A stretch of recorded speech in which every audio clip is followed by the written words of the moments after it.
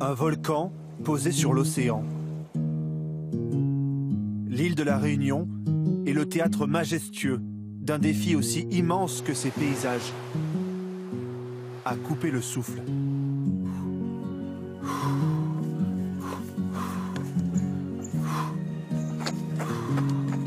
Une course qui traverse l'île, du sud au nord. 167 km, 9920 mètres de dénivelé.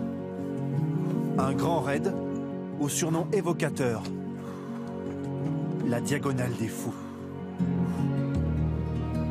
Si l'on parle de folie, c'est parce que venir à bout de cette course, c'est souvent aller au bout de soi-même. 167 km face à ses propres limites. 167 km où le seul triomphe est de franchir la ligne d'arrivée. Un bonheur simple qui se lit dans les yeux épuisés de ces deux sœurs. Allez madame, c'est bien. C'est bien. Allez.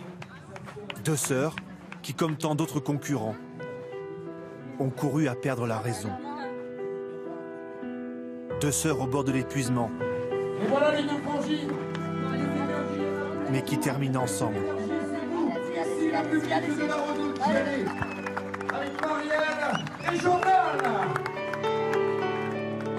Plus de 64 heures de course et une simple médaille à embrasser. 3 nuits sans dormir et on avait le petit bracelet porte-bonheur que notre maman nous a donné avant de partir et on avait une obligation de résultat, donc c'est fait. On est vraiment très très heureux. Pour comprendre pourquoi la Diagonale des Fous met ses participants dans un tel état, il faut remonter le temps.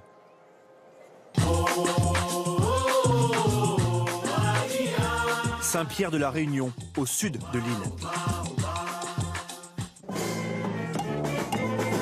La foule des grands jours fait monter l'ambiance des grands soirs.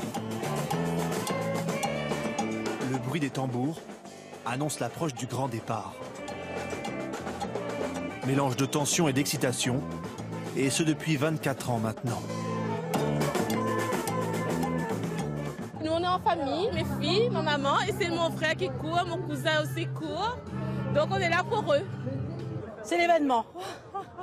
Vous les trouvez courageux? Ah oui, très courageux. Moi je crois pas que j'y arriverai. Hein. Franchement. Comme des artistes qui attendraient en coulisses. Les 2435 coureurs à prendre le départ sont dans leur bulle.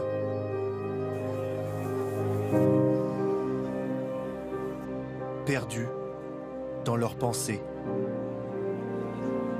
Déjà sur les sentiers.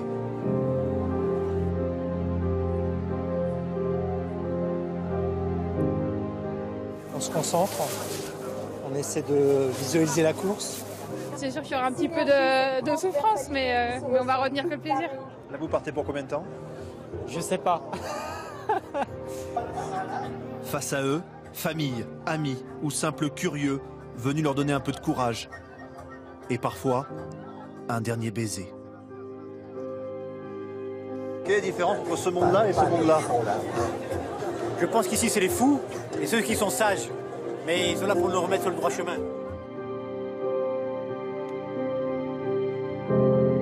Vous n'êtes pas trop inquiète pour eux? Si, beaucoup. Au cœur de cette foule, deux Réunionnais immortalisent l'instant en enregistrant une petite vidéo souvenir. Super. Alors, le prêt? Ouais. Bon, bah, on va y aller tranquillou alors. Allez, go. Jean-Baptiste Tellier et Silvio Velna, 6 minutes départ. deux amis qui rêvent de franchir ensemble la ligne d'arrivée. Il est 22 h à Saint-Pierre de la Réunion. L'heure du grand départ a sonné. Avouez qu'en vacances, il y a quand même mieux à faire que de flâner à la plage. Eux, par exemple, ont décidé d'aller courir 167 km au cœur de l'île de la Réunion. 2435 amoureux d'Ultra Trail. C'est le nom de ces courses longue distance, en pleine nature. Et comme les Réunionnais savent que leur île est plutôt du genre à faire mal aux mollets, ils sont des milliers à venir les encourager.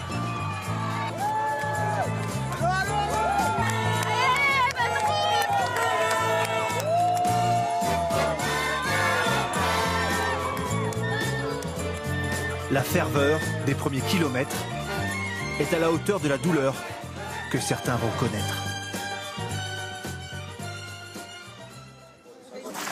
13, 14, Au petit matin, une autre course commence, 15, 16. celle du ravitaillement. Tout au long du parcours, il y a 24 postes de contrôle à approvisionner. C'est le travail de Jean-Marie Payette.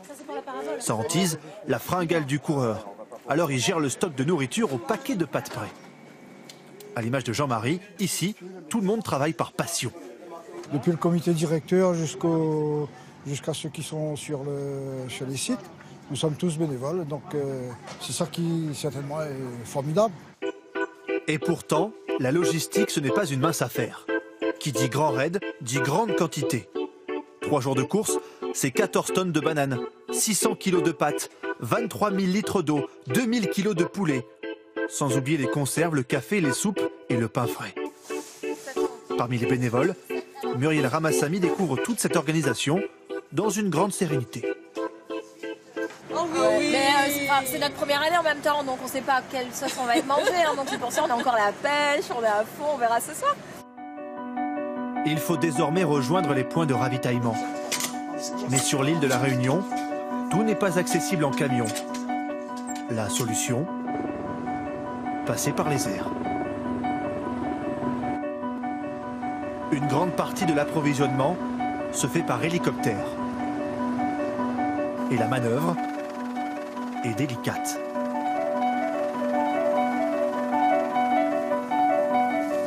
Chacun de ces gros sacs pèse 600 kilos. En tout, ce ne sont pas moins de 13 tonnes de vivres et de matériel qui sont acheminés dans les montagnes.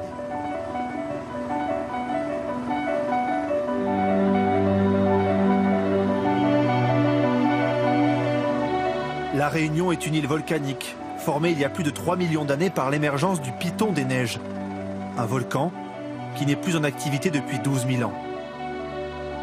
Un volcan qui culmine à 3070 mètres d'altitude et qui offre autour de lui un terrain de jeu escarpé où même les sportifs les plus aguerris finissent par traîner les pieds.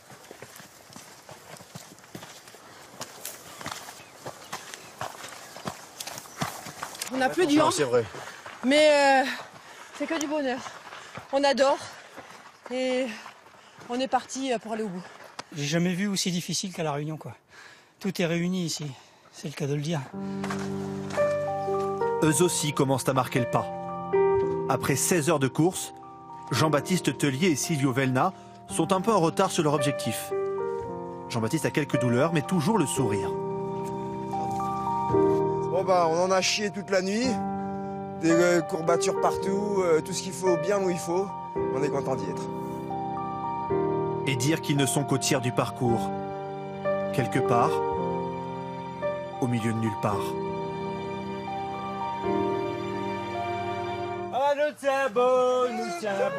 Bien plus qu'un simple exploit sportif, la Diagonale des Fous est un moment de partage. Ce petit groupe, à l'allure chantante, en sait quelque chose. Leur course est aussi une course contre le handicap.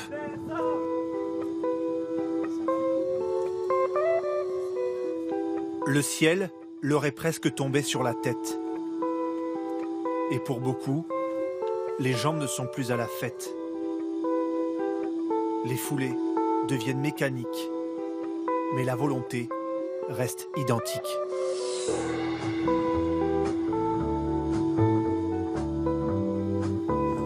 Courir à tout bout de champ, lutter contre la fatigue, mais aussi le temps. Sur la course, il y a des points de contrôle obligatoires à franchir. Alors, gare aux retardataires. Bon, ça va, c'est dur. Tu fais une entorse, c'est dur.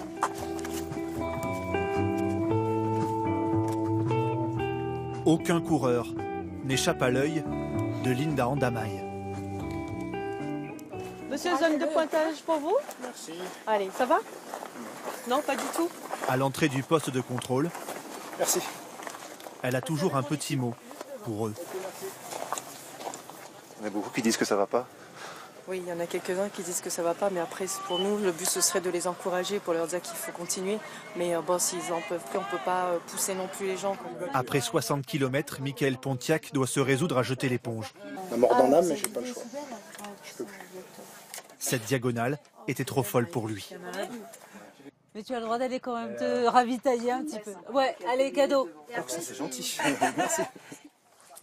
Un an de préparation, on fait plein de choses, plein de sacrifices. On voit pas la famille, on va s'entraîner, on croit qu'on est prêt et puis on n'est pas. Là, il me faut un kiné. Là, il me faut un kiné. Une kiné, une masseuse, 3 bains. Ça va, impeccable. Non loin de là, Silvio Velna s'accorde une petite pause. Un massage avant de repartir. Mais hors de question de s'assoupir. Vous voulez pas vous poser un petit peu? Ah non, si je dors, peut-être je peux me réveiller. Non, c'est bon. Je suis pressé de rentrer, finir avec ce grand raid. À ses côtés, Jean-Baptiste Tellier fait bonne figure. Mais sa course est loin d'être une sinécure. J'ai eu beaucoup de crampes au départ. Pendant 65 km, j'ai eu des crampes. C'était génial. Donc j'étais à 30% de ce que je pouvais faire en vitesse parce qu'au-delà de ça, malheureusement, c'était réveil de la crampe et impossible de courir. Donc voilà, je souffre en silence. Il y a ceux qui s'étirent, ceux qui l'espace d'une heure tentent de dormir, et ceux qui sont las de souffrir. Près d'un tiers des coureurs ne verront pas ce qui se trouve là-bas, derrière les nuages. Ce qui se trouve au-delà de l'immensité de ces paysages. La sacro-sainte ligne d'arrivée.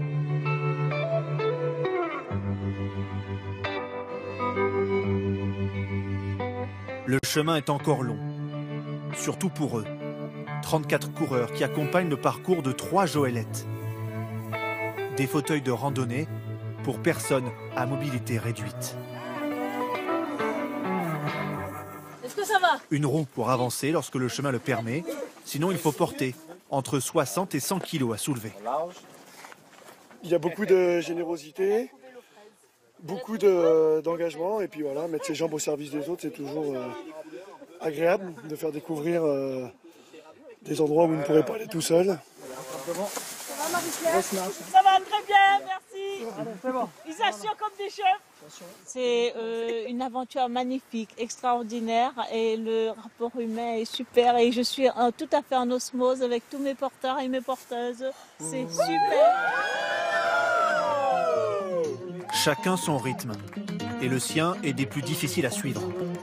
François Daen, 30 ans, est une vedette de l'Ultra Trail. Du genre à se remettre à courir là où d'autres ont peine à marcher. C'est lui qui va gagner ce grand raid. François Daen, viticulteur dans le Beaujolais, boucle les 167 km en 23 heures, 44 minutes et 40 secondes. C'est en quelque sorte le roi des fous. Et dire qu'au même instant, certains ne sont qu'à la moitié du trajet. Mafat, bienvenue dans notre... comment je peux dire ça? Dans notre enfer. Le cirque de Mafat est inscrit au patrimoine mondial de l'humanité. La nature y est préservée, la roche sculptée. Ces villages, habités par quelques centaines d'habitants, ne sont accessibles qu'à pied ou alors en hélicoptère. Sur les sentiers, Les pierres se mélangent à la poussière. Voilà pourquoi, dans les pas de Jean-Baptiste Tellier et Silvio Velna, ce paradis s'est mué en enfer. Depuis 2 jours, on n'a pas dormi depuis le départ. On n'a jamais dormi, on continue à courir, on court toujours. Je veux rentrer ce soir. Ce que j'aime dans la diagonale des fous, c'est que je me dis que je suis fou.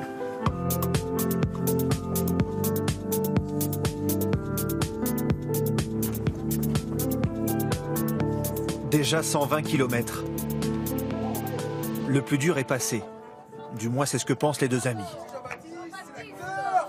Qui c'est qui veut de la soupe? Il est temps de reprendre quelques forces.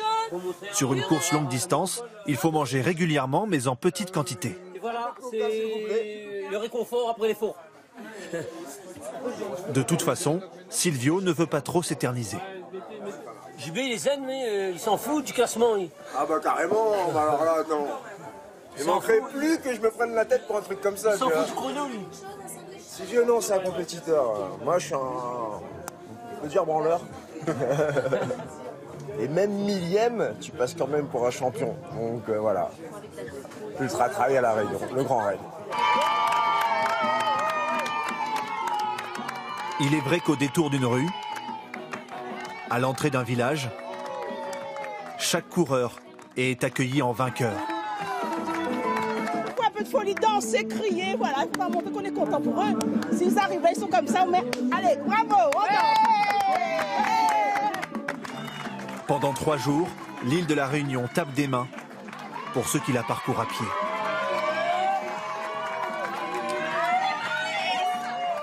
C'est beau, quoi.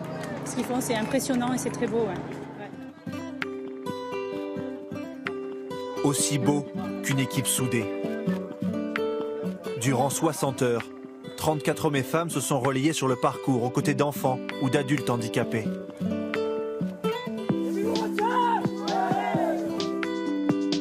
Ensemble, ils ont partagé une certaine philosophie de la course à pied, la rendant encore plus universelle.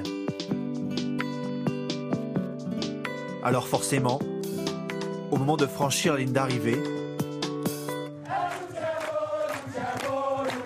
les chants reprennent de plus belle.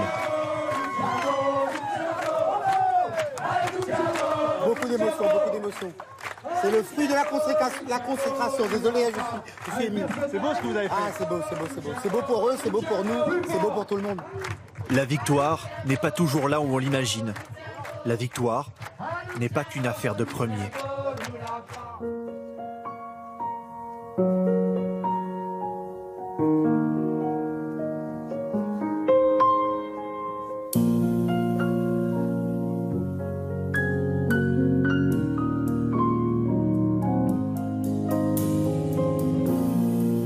Une 3e nuit est sur le point de tomber.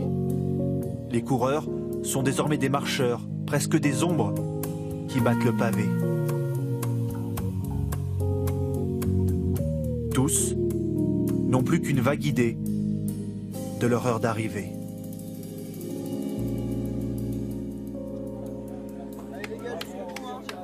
Jean-Baptiste et Silvio n'ont pas dormi depuis 2 jours et 2 nuits.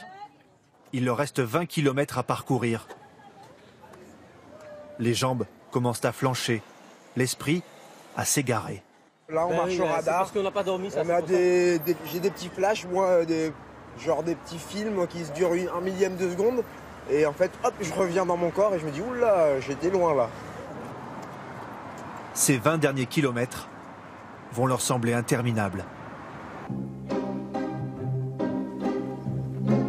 L'obscurité n'est rien à la lumière de leur performance. Bientôt la fin du chemin, la fin de la souffrance.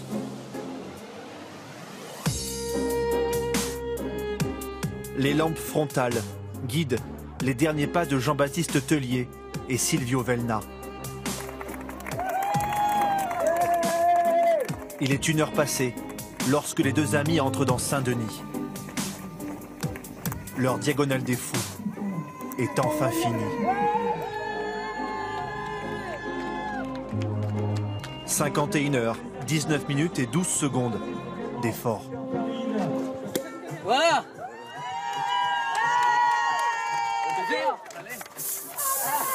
L'épuisement se dissimule derrière l'euphorie. C'est beau ce moment, les gars. Ah ouais, carrément. magnifique. 167 km pour arriver à là. Donc on reviendra. Hein. Ouais, on reviendra, mais pas tout de suite. Pas tout de suite, on va prendre notre temps. Hein. Tiens à toi. Allez. Ouais.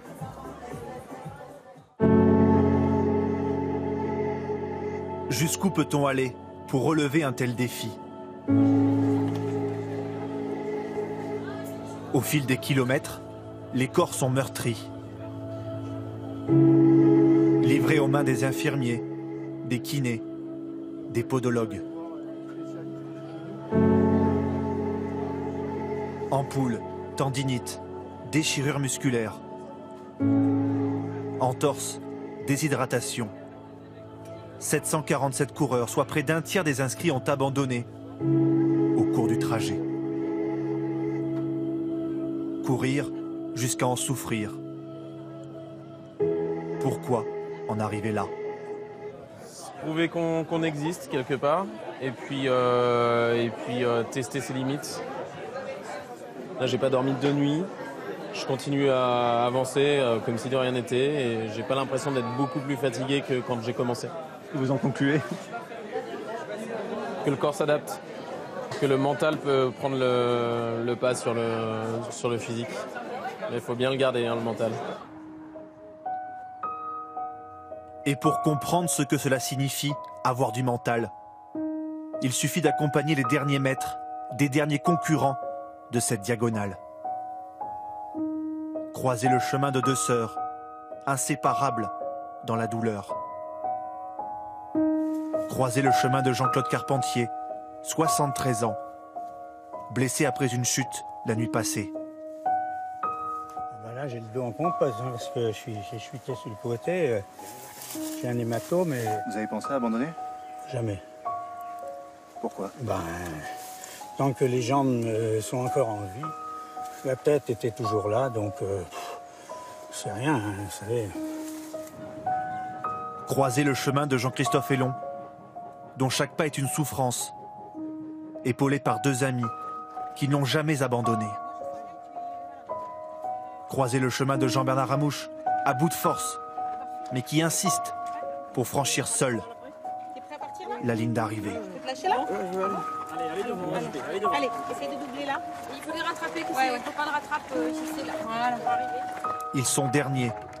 Leur course aura duré près de 66 heures.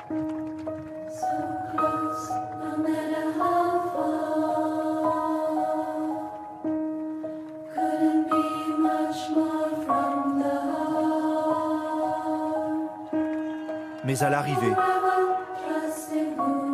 il n'y a que des vainqueurs.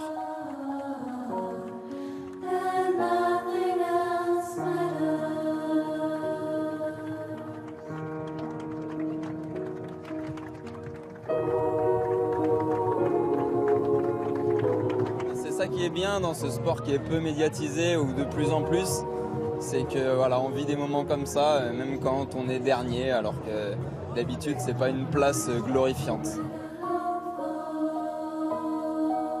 Ce grand raid, ils en sont venus à bout. Les voici fêtés en conséquence. Les voici fous parmi les fous. Rien d'autre n'a plus d'importance.